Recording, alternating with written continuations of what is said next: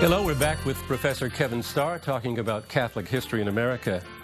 Now, Kevin, the New World had new peoples, a wide array of cultures, and these three distinct Catholic perspectives, the Spanish, the French, and the English, met with them. Can you compare how the three different sorties into this country dealt with the native people, and also how the native people dealt with them? Maybe I can pose it this way. If you were a native of America watching an approaching band of Europeans, which would you have liked or preferred to have seen coming in? The Spaniards had the difficulty getting started. They had been in a crusade against the Muslims of Spain. They came to enrich themselves. For instance, when Columbus went back to Spain after the first voyage, he brought 200 slaves, enslaved Native Americans with him. Queen Isabella said, "You bring them back. I sent you out there to evangelize these people, not to enslave them." So Spain had to come to a realization that it was not behaving correctly and that it must reform itself. And that took 30 to 40 to 50 years to get going. In the case of the French had an instinctive ability to deal diplomatically with Native Americans.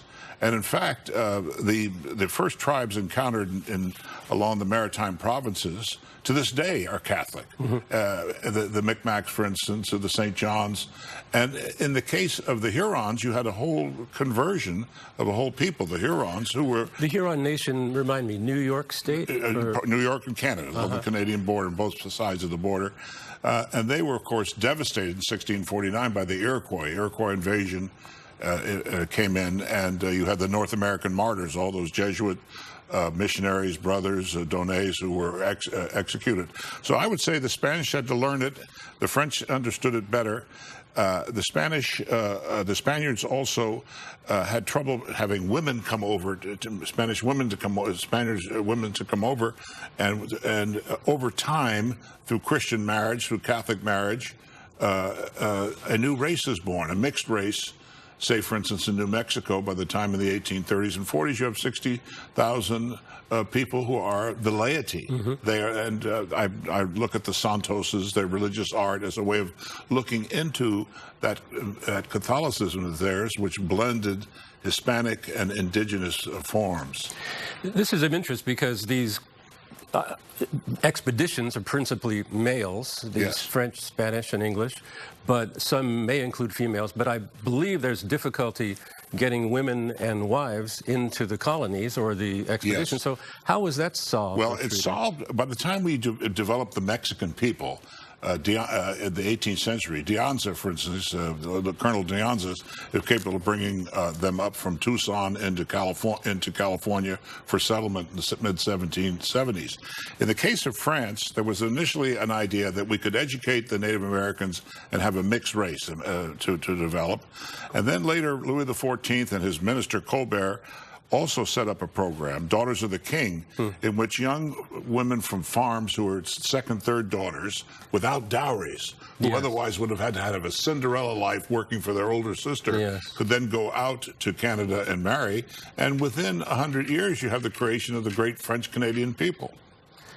In the case of the Catholics going into Maryland, they tended to come men, women, and children, and that's the more common English pattern of immigration. And I'm not aware if there was a high rate of intermarriage with various native peoples early on, or if there wasn't, or was it different for... There was a high rate in terms of the further you got out into the frontier in French Canada, the more you had mixed populations grow. You also had a mixed population growth in the maritime provinces because you had this Catholic Native American population. In the case of New Spain, that took about 100 years for a fully new people to appear on the planet. And in the case of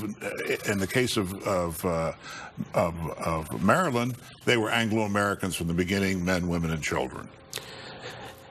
The Jesuits are a leading character in your book, and I wanted to ask you in detail about them. They may be the most important characters in your book. Well, I think for New France, the Jesuits are very important, along with the Sulpicians and the Capuchin Franciscans and the Recollect Franciscans. But the Jesuits were the ones to take Christianity into Huronia very courageously, then later on to the Great Lakes, then down the Mississippi Valley to New Orleans itself.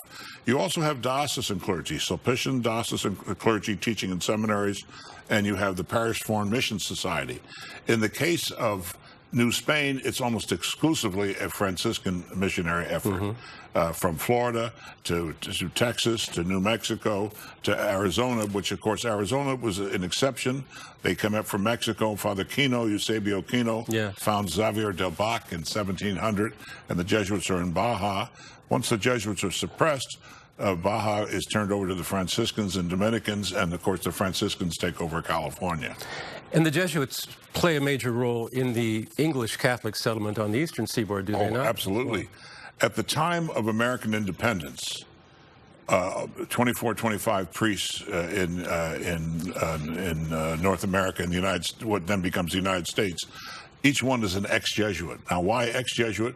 Because the society was suppressed in 1773. And the Society of Jesus was suppressed by suppressed by Pope Clement, and it was suppressed to be, basically the muscle behind that were the Bourbons. The ruling families of France, Spain, and Portugal felt that the Jesuits had become too powerful, too rich, a church within a church, and threatened their own continental ambitions, the way they wanted to be running their territories. I don't know if you saw the movie The Mission a number of years ago. It was a great film where the Jesuits organized the Native Americans to defend themselves. Yes. You give a detailed picture of the Jesuits protecting Indians, I think, from some exploitation. Yes. And we may talk about it in the next segment. We'll take a break now and come back soon to talk with Professor Kevin Starr.